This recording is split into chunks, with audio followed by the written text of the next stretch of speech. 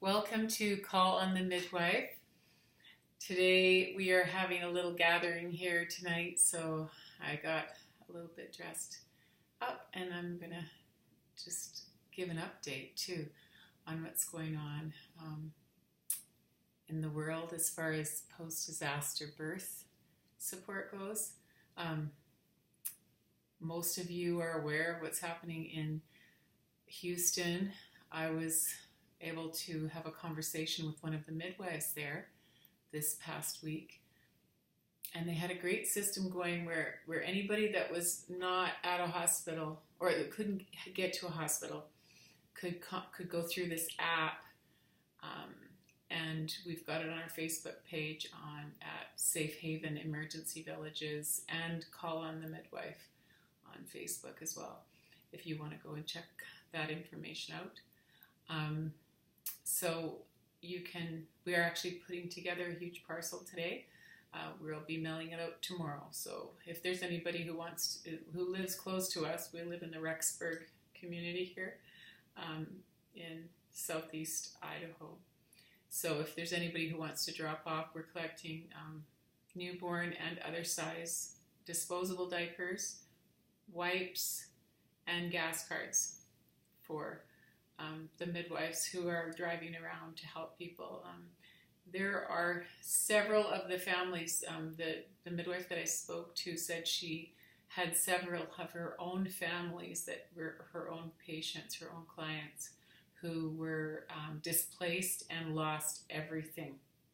So there's been a lot of loss and a lot of devastation. But I wanted to keep this video really short for people who might want to just keep updated to learn more about these kinds of things. I feel a call, so to speak, a message for me to alert other people about these things ahead of time, and it can help prevent a lot of the suffering.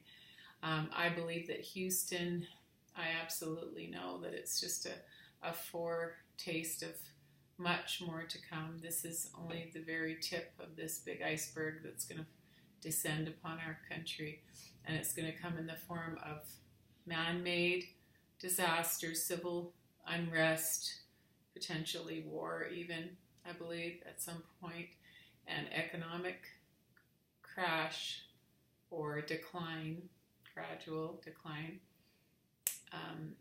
along with, the increase of calamities that wherever you're looking now, they're just saying it's just foolish not to admit that this is a fact. This is a fact, whether you go to a scientist or some spiritual leaders in multiple different faiths,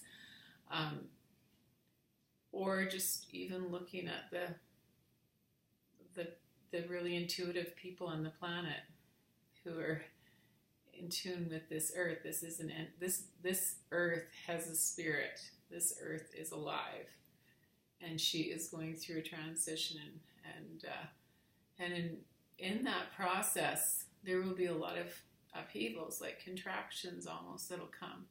They'll come in the form of storms or earthquakes or volcanoes or tsunamis or all kinds of different things. So we just need to be ready. So what my goal is to help everybody to, first of all, get rid of fear, because fear is your enemy.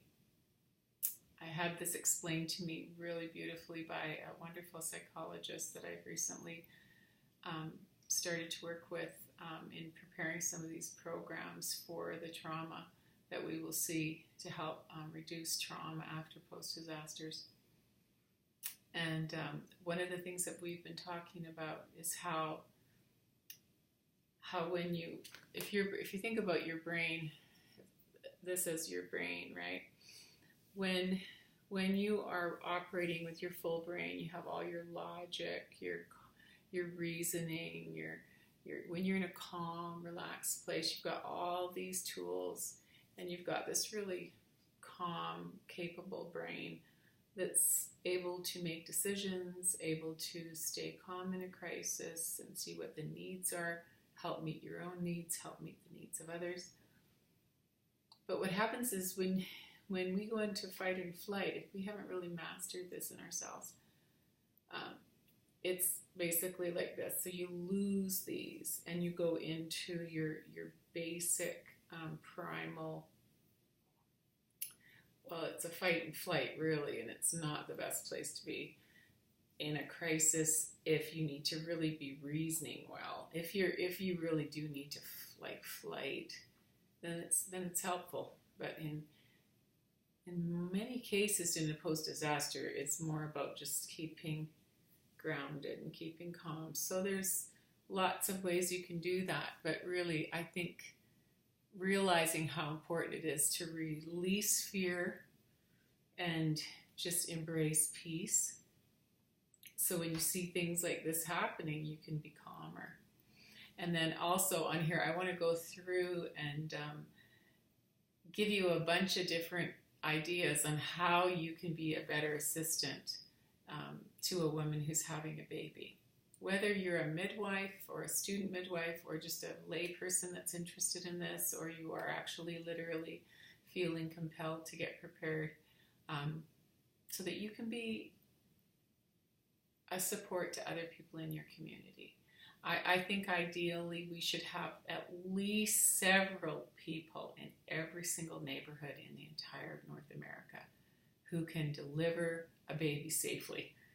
It takes us about 5 hours to teach that. And it really, it's just, these are some basic principles that you need to learn to, and this has been proven in these field birth hospitals that we've studied. Different ones that do different things get different results. And so that's what we're basing. The information I'm giving you is based on my own 35 years of work as in the midwifery field, as an educator, as a care provider, as a student, a lifelong student. And just wanting to impart that to you because you never know when you might be able to assist. We'll talk more about family cloth as well, and about our biosustainable birth centers that we're going to be starting, which will be field birth practicum places for people to come, do their internships and be able to prepare with hands-on training on these biosustainable interactive materials that we're going to be using, which are cloth. So a lot of this stuff that we're creating has to do with long-term sustainability. The average amount of time that a city, so you've seen what happened in Houston this week, the average amount of time is 10 years for that city to actually recover. So there's a lot of work to be done there, and this will start happening all over the place. So just all you can do really is be ready, learn what you can, and keep coming back, and we'll have more and more and more information for people and tips. And we'll also have a connection place because we're sending out a big parcel to them. We will do that for people too if they contact us at safehavenemergencyvillages.com, emergencyvillages@gmail.com. And if you want to purchase any of my films, that's callonthemidwife.com. And that helps support us while we work full-time on this nonprofit effort to prepare the country for delivering safe birth, to have safe birth. In my experience now, just in this one area, I've heard literally tens and tens of stories of people that have had emergency deliveries just in everyday life. So I believe that every woman and every mother deserves a dignified, loving care provider, an environment of dignity around her when she's welcoming her soul, her child's soul to this planet, and that's a sacred event. So here I am, Call the Midwife. I'll make a few more of these, and I'll try to post them frequently so that you can get up to speed on all this. God bless you.